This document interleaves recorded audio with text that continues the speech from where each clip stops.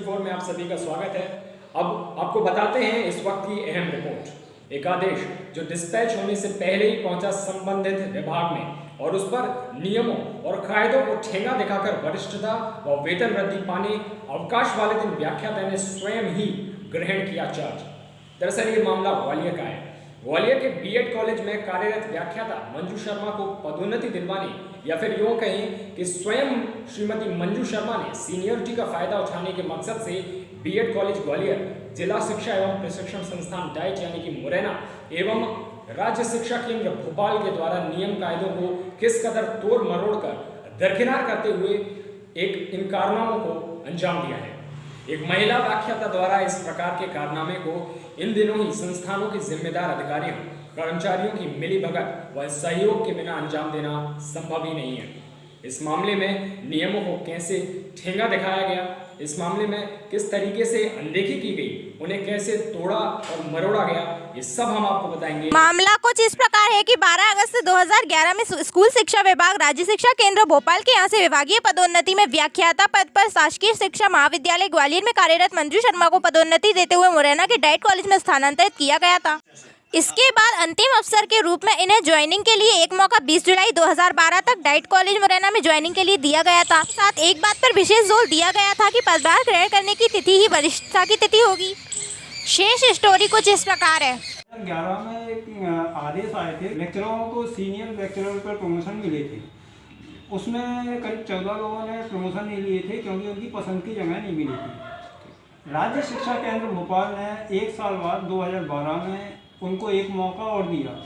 वो आदेश 13 तारीख को भोपाल में बना और उसमें ग्वालियर से मंजू शर्मा, बीएल यादव और सुनीता तिवारी 3 लोगों के प्रमोशन थे। मंजू शर्मा को मुरैना जाना था, बीएल यादव को भिंड और सुनीता तिवारी को ग्वालियर। उसमें उन्होंने आदेश में एक लाइन लिखी थी, ज्वाइनिंग दिनांक ही सीनियरिटी दिनांक होगी।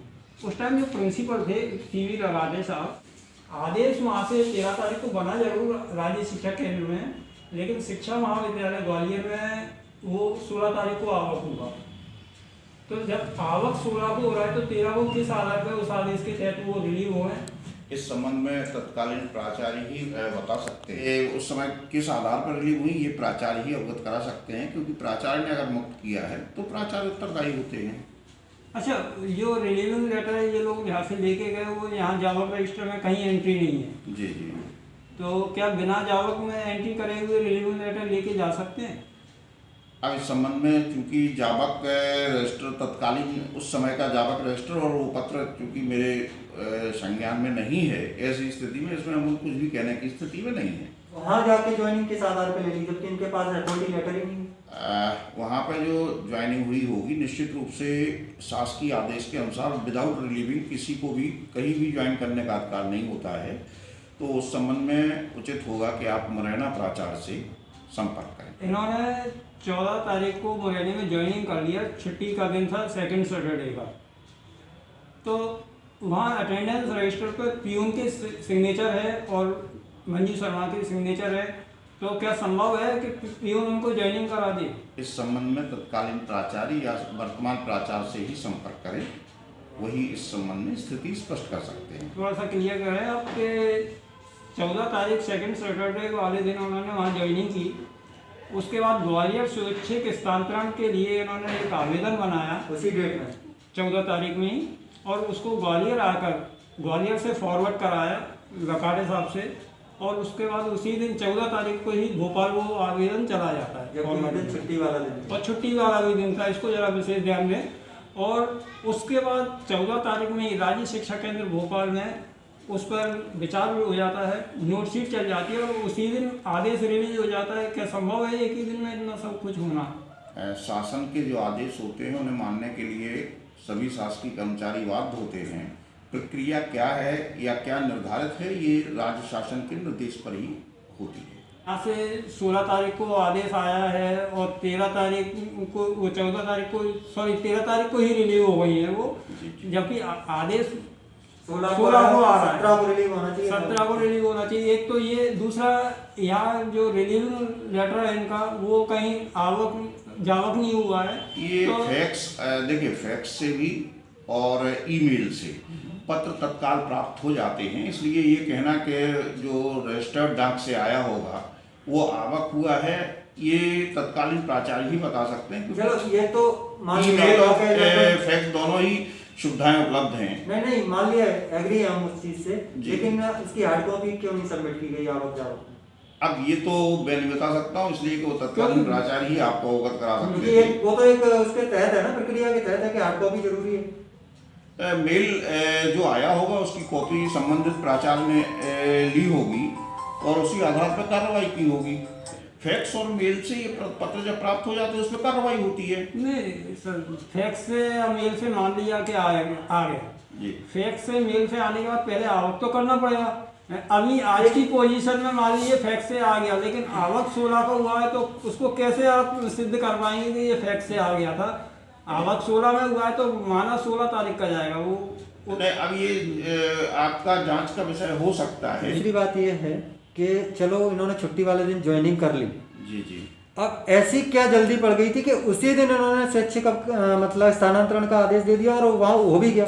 नहीं, अब इस संबंध में तो मैं कुछ नहीं कह सकता हूँ, क्योंकि ये संबंधित का नहीं, कहीं ना जानकारी कहीं है ये मामला संदिग्ध है कि नहीं आपकी नजरों में?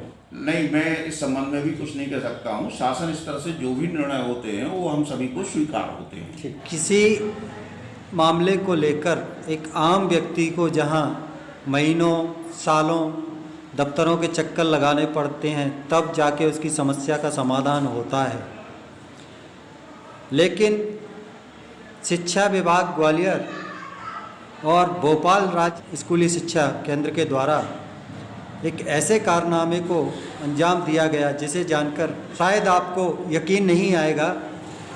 क्या है वो मामला, कैसे इस मामले की परतें एक एक करके उधरती चली गईं, आइए जानते हैं आरटीआई एग्जीबिस्ट श्री ब्रजेश चतुर्वेदी जी से। जैसे क्या मामला है ये बीएड कॉलेज का?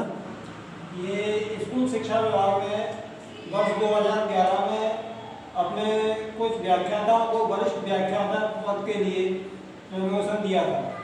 पदोन्नति दी थी, तो पदोन्नति में कुछ व्याख्याताओं ने अपना मनपसंद की जगह ना मिलने के कारण वो पदोन्नति नहीं ली थी। बाद में लगभग 1 साल बाद स्कूल शिक्षा विभाग राज्य शिक्षा केंद्र भोपाल ने अपना एक आदेश जारी किया और उस आदेश में इन लोगों को, जिन लोगों ने 2011 में पदोन्नति नहीं ली थी, उनको एक मौका और दिया। उनको जो मौका दिया गया उस मौके में आदेश में जो है इन्होंने लिखा था कि उनकी ज्वाइनिंग दिनांक की सीनियरिटी दिनांक होगी और उसमें आदेश जो है इनका 13 तारीख में बना था, 13 जुलाई 2012। पहले आदेश के लगभग 1 साल बाद आदेश ग्वालियर में आवक हो रहा है 16 तारीख में, लेकिन ग्वालियर बीएड कॉलेज से मंजू शर्मा को 13 तारीख को ही रिलीव कर दिया गया। मंजू शर्मा किस पोस्ट पे हैं? अभी वरिष्ठ व्याख्याता के पोस्ट पे हैं जी, उस टाइम व्याख्याता थी, इनको प्रमोशन मिला था, इन्होंने प्रमोशन नहीं लिया था। प्रमोशन के बाद इनको मुरैना डाइट में इनको ट्रांसफर हुआ प्रमोशन पर।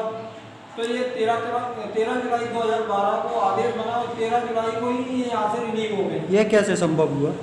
क्योंकि बाई डाक आया होगा आदेश, तो हार्ड कॉपी आने में भी समय लगता है। बगैर हार्ड कॉपी के कैसे? फैक्स कॉपी भी अगर आई है तो फैक्स कॉपी भी जाने में पहले यहाँ आवक होगी जिस विद्यालय में वो पहले से कार्यरत हैं, उसके बाद वो मुरैना डाइट के लिए गई होगी, तो 13 को कैसे संभव हो गया?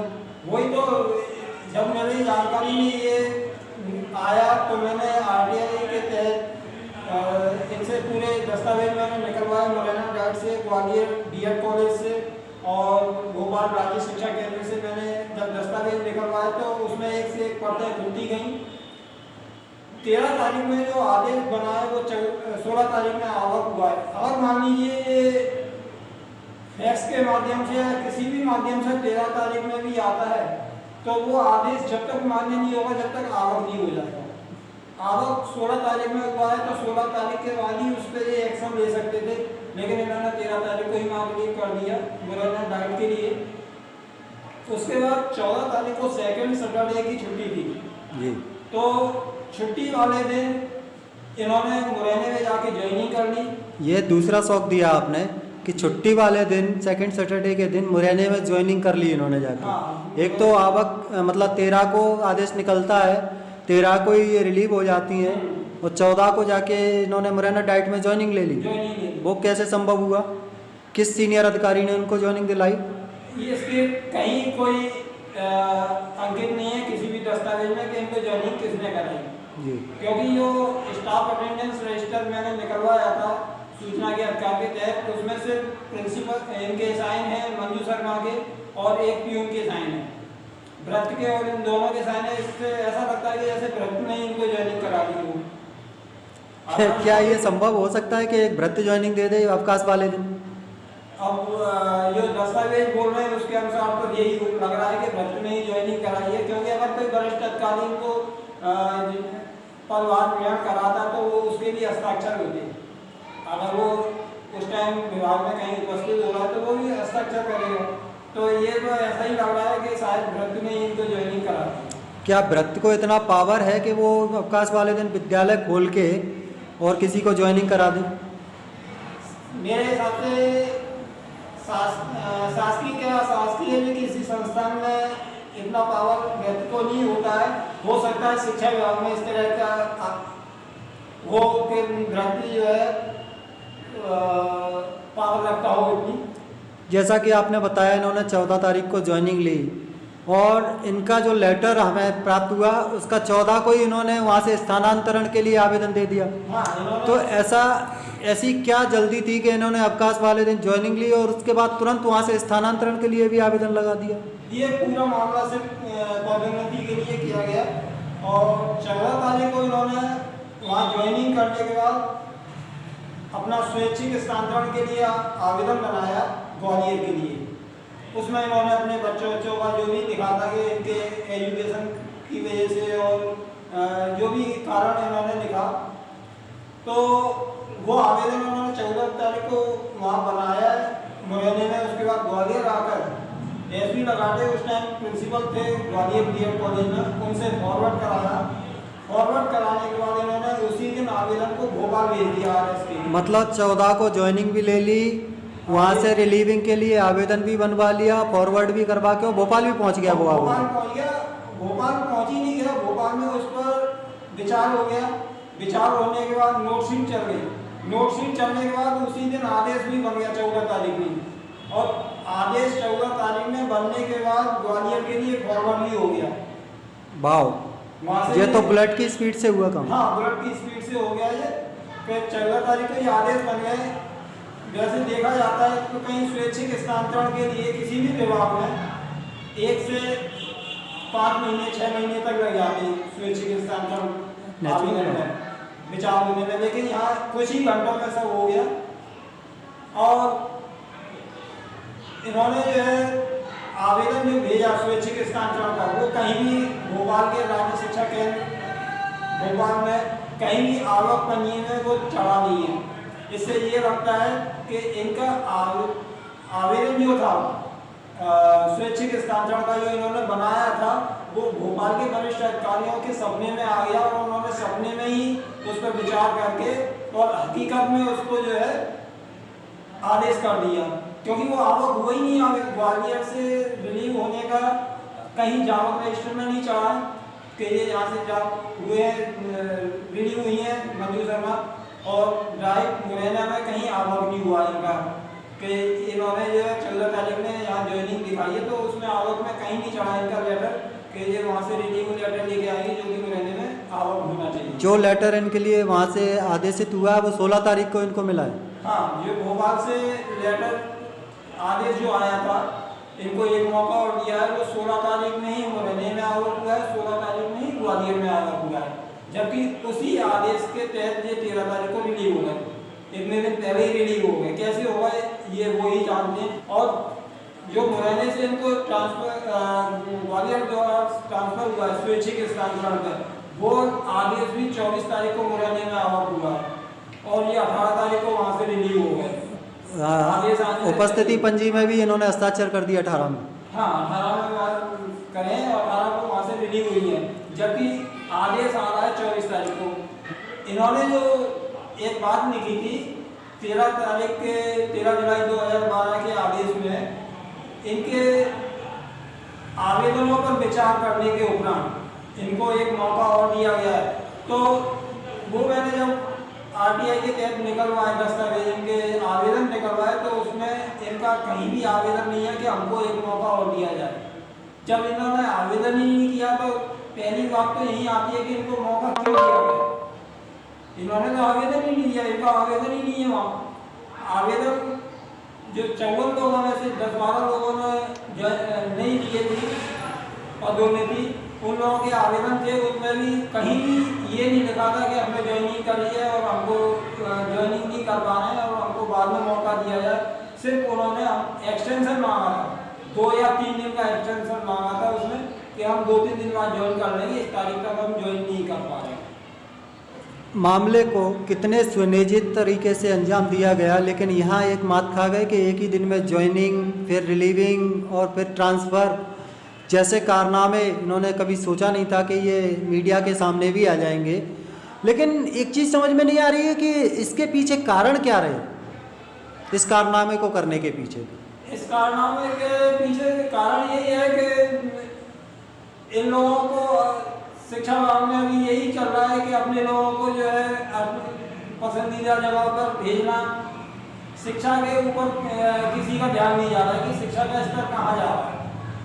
सिर्फ अपने लोगों को कहाँ उनको अच्छी अर्निंग हो जाएगी या कहाँ उनको सफिशेंट रहेगा, घर के नज़दीक रहेगा, ये चीज़ों पर ज़्यादा ध्यान दिया जा रहा है। तो इस ट्रांसफ़र और ज्वाइनिंग के पीछे क्या कारण रहा कि केवल इसमें श्रीमती मंजू शर्मा ही दोषी हैं या इनके जो तीनों डिपार्टमेंटों के जो अधिकारी कर्मचारी भी संलिप्त होने का अंदेशा होता है आपको? ये मंजू शर्मा को लाभ मिला है इसमें, ये बात सही है, लेकिन मंजू शर्मा अकेले इस कारनामे को अंजाम नहीं दे सकती।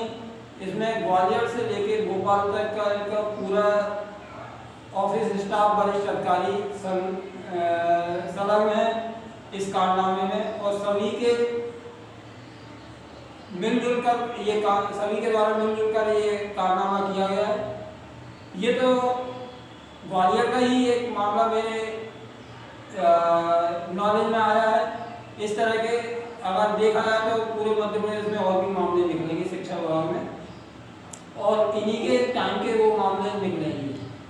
ब्रजेश जी, आपने एक समाज हित में एक बेहतरीन कार्य किया है। भ्रष्टाचार किस कदर इस प्रजातंत्र में शासन की जड़ों में, प्रशासन की जड़ों में लग चुका है, ये तो एक इसकी वानगी भर है। लेकिन आपने एक प्रयास किया है, इस प्रयास को सार्वजनिक करने का बीड़ा हम उठाते हैं। आपने G-News 24 से इस कारनामे का खुलासा किया, इसके लिए हम धन्यवाद करते हैं आपका। आज की इस रिपोर्ट में केवल इतना ही। अगली बार फिर मुलाकात करेंगे आपसे, तब तक के लिए नमस्कार।